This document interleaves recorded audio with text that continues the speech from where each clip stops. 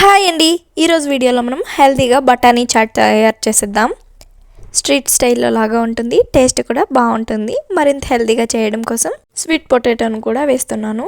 Sweet potato, ఉల్లగడ్డ, 2 ఉల్లగడ్డలను వేసుకుని over night నానబెట్టుకొని తీసుకున్న బఠానీని కుక్కర్లోకి వేసుకుని హై ఫ్లేమ్లో 2 లేదా 3 విజిల్ వచ్చేంత వరకు వదిలేయాలి. విజిల్ వచ్చిన తర్వాత దించి పక్కన ఉంచుకొని కడాయిలో 2 టేబుల్ స్పూన్ల నూనె వేసుకొని వేడి చేసుకొని పచ్చిమిర్చి వేసుకొని వేపుకోవాలి. పచ్చిమిర్చి వేగిన తర్వాత 2 మీడియం సైజు ఉల్లిపాయ వేగిన తర్వాత 1 టేబుల్ స్పూన్ జీలకర్ర, కచ్చపచ్చగా దంచిన అల్లం వెల్లుల్లి వేసుకొని అల్లం పచ్చివాసన పోయేంత వరకు వేపుకోవాలి. 2 మీడియం సైజు టమాటాలను కట్ చేసుకుని వేసుకుని రుచికి తగ్గట్టు ఉప్పు, 1/2 టీ స్పూన్ పసుపు వేసుకుని టమాటా మగ్గేంత వరకు ఉడికించుకోవాలి.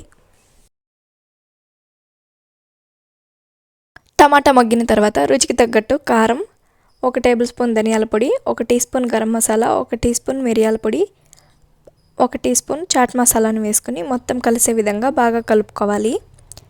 మసాలా వేగిన తర్వాత మనం ముందుగా ఉడికించుకున్న బఠానీ మిశ్రమాన్ని సగాన్ని సపరేట్ చేసుకుని గ్రైండ్ చేసుకోవాలి.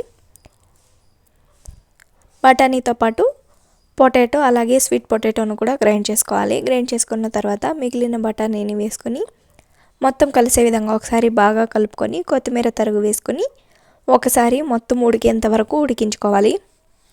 వీడియోలో చూపించిన విధంగా ఒకసారి బాగా మరిగిన తర్వాత మొత్తం కలిసే విధంగా ఒకసారి బాగా కలుపుకొని పైన క్యారెట్, ఆనియన్, టమాటో అలాగే సన్నగా కట్ చేసిన కొత్తిమీర తరుగుతో డెకరేషన్ చేసుకొని లెమన్ జ్యూస్ పిండుకొని మొత్తం కలిసే విధంగా కలుపుకొని సర్వ్ చేసుకోవడమే. టేస్ట్ అయితే చాలా బాగుంటుంది, హెల్త్కి కూడా చాలా మంచిది.